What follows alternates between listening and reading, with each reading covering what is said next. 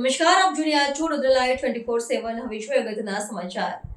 વડોદરા શહેરના ગોરવા વિસ્તારમાં યુવકે સોશિયલ મીડિયા પર શિવાજી મહારાજ પર અભદ્ર ટિપ્પણી કરી હતી, જે અંગે મામલો ગોરવા પોલીસ સ્ટેશન ખાતે પહોંચ્યો હતો. ત્યાં શિવસેના પ્રવક્તા દીપક પાલકર પોલીસ સ્ટેશન પહોંચી ગયા હતા. ત્યારે યુવકે સોશિયલ મીડિયા પર શિવાજી મહારાજની ટિપ્પણી અંગે લેખિતમાં માફી માંગી હતી.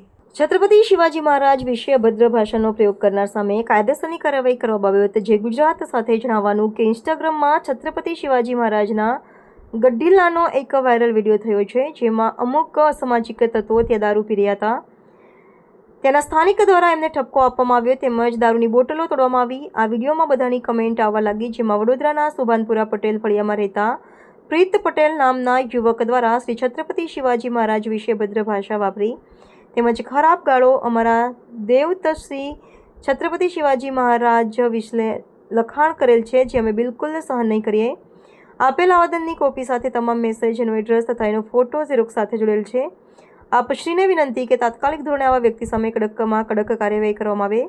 આ બાબતે શિવસેનાના પ્રવક્તા દીપક પાલકરે મીડિયા સમક્ષ માહિતી આપી હતી. વસ્તુ એ છે કે કાલે એક સોશિયલ મીડિયા પર જે પોસ્ટ મારી પાસે આવેલી, જેનામાં અમારા આરાધ્ય દેવત છત્રપતિ શિવાજી મહારાજ વિશે જે રીતની એને અભદ્ર ભાષાનો જે વપરાશ કરેલો એ ખૂબ જ ખોટું કહેવાય. અમારી લાગણી દુભાઈ, તમામ હિન્દુ સંગઠનોની પણ લાગણી દુભાઈ. એટલે આજે અમે એના પર એક્શન લેવા માટે જ અમે અહીંયા આવ્યા હતા. સ્થાનિક જે પોલીસ સ્ટેશન લાગતું હતું એ ગોરવા પોલીસ સ્ટેશન હતું, એટલે પછી અમે અહીંયા આવ્યા. અને એની પહેલાં જ જ્યારે અમારો મેસેજ ગયો તો પીઆઈ સાહેબ જે લાઠિયા સાહેબ છે એમની કામગીરી ખૂબ જ સુંદર છે કે અમારા આવતા પહેલાં જ એ જે આરોપી જે કહેવાય આપણે કહેવાય એને પહેલાં જ લાવીને અહીંયા હાજર કર્યો અને વાતચીત કરાવડાવી. એને માફી પણ માંગી છે. એકચ્યુઅલી એ એજ્યુકેટેડ પર્સન છે, એવું પણ નથી કે કોઈ લોકલ હોય કે એજ્યુકેટેડ પર્સન છે. પણ કહેવાય ને કે આપણા જે ગાંધીના ગુજરાતમાં જે દારૂની જે મોટી મોટી વાતો થાય છે, પણ દારૂ તો બધે મળે જ છે.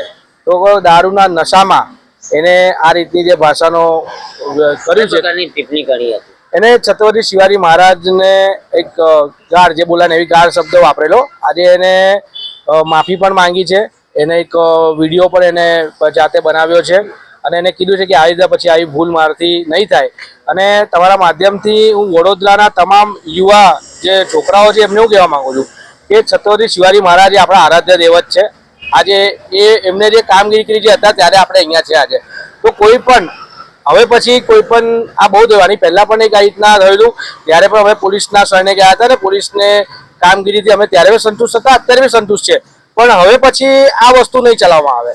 હવે પછી જો આ તમારા મીડિયાના માધ્યમથી એને પછી તમે અમારી શિવસેનાની ગુંડાગીરી સમજો, ગમે તે સમજો, આ છેલ્લા વાક્યમાં હવે પછી કોઈ પણ વડોદરામાંથી કે કંઈથી પણ કોઈ પણ છત્રપતિ શિવાજી મહારાજ વિશે જો અભદ્ર ભાષાઓનો વપરાશ કર્યો તો જે રીતના આના ઘરનું એડ્રેસ અમારી પાસે આવી ગયું હતું, એ રીતના હવે પછી જો કોઈ ખોટું કરશે એનું એડ્રેસ અમારી પાસે આવતા વાર નહીં લાગે અને પછી અમે અમારા શિવસેના સ્ટાઇલમાં એને ઘરમાં ઘૂસીને મારતા પોલીસ સ્ટેશન લઈ આવીશું.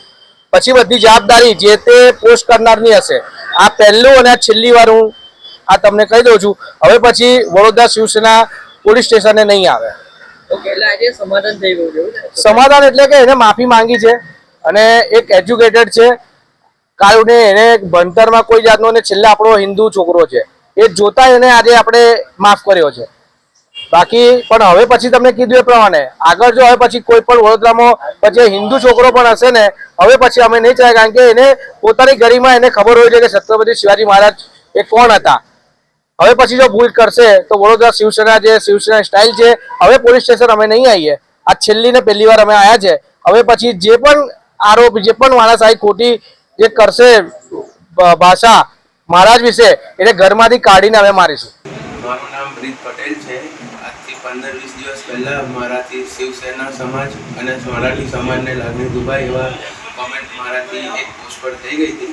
તે બદલ હું એમને માફી માંગુ છું અને આના પછી આવનાર સમયમાં મારાથી આવું કંઈ વર્તન નહીં થાય એની ખાતરી આપું છું. અને શિવાજી મહારાજ અને જીજાભાઈ મારા આદર્શ છે.